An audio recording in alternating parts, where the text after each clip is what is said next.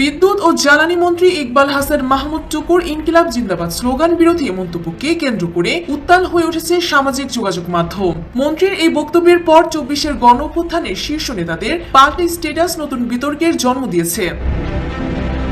শনিবার সিরাজগঞ্জে আন্তর্জাতিক মাতৃভাষা দিবসের এক অনুষ্ঠানে মন্ত্রী টুকু বলেন, আজকের জেনজি যদি ইনকিলাব বলে তবে আমার রক্তক্ষরণ হয়। ইনকিলাব জিন্দাবাদ বাংলার কোনো ভাষা নয়, বরং যারা বাংলা ভাষা কেড়ে নিতে চেয়েছিল এটি তাদের ভাষা। তিনি আরো বলেন, এই মন্তব্যের জন্য তাকে ভারতের দালাল বলা হলেও তিনি পরোয়া করেন না। মন্ত্রীর এই বক্তব্যের কয়েক ঘন্টার ব্যবধানেই ফেসবুকে কড়া জবাব দেন কুমিল্লা ৪ আসনের নবনির্বাচিত সংসদ সদস্য ও এনসিপির দক্ষিণাঞ্চলের মুখ্য সংগঠক হাসনাত আব্দুল্লাহ। তিনি তার ভেরিফাইড ফেসবুক পেজে লিখেন, ইনকিলাব জিন্দাবাদ। গণ অভ্যুত্থানের আরেক নেতা এনসিপির মুখ্য সমন্বয়ক নাসিরউদ্দিন পাটোয়ারিও লিখেন, ইনকিলাব জিন্দাবাদ, চাঁদাবাজ মুর্দাবাদ।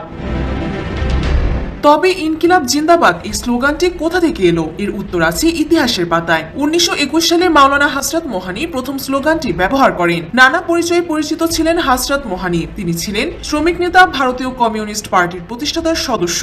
এরপরে এই স্লোগান ঠাঁই করে নেয় উপনিবেশ বিরোধী সশস্ত্র সংগ্রামের নেতা ভরত সিং এর কণ্ঠেও। প্রখ্যাত ভারতীয় ইতিহাসবিদ ইরফান হাবিব লিখেছিল, ১৯২৯ সালে আদালতে দেয়া এক জবানবন্দিতে ভগৎ সিং বলেন, ইনকিলাব বিপ্লব বোমা বা পিস্তলের সংস্কৃতি নয়। আমাদের বিপ্লবের অর্থ হলো প্রকাশ্য অন্যায়ের উপর ভিত্তি করে দাঁড়িয়ে থাকা বর্তমান পরিস্থিতিকে সম্পূর্ণ বদলে দেয়া।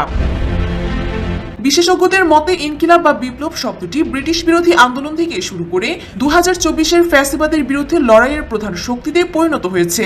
তবে ঐতিহাসিক এই স্লোগানকে মাতৃভাষা বিরোধী আখ্যা দেয়াকে তথ্যের বিকৃতি ও গণ অভ্যুত্থানের চেতনা অস্বীকার করার শামিল বলে মনে করছেন অনেকে।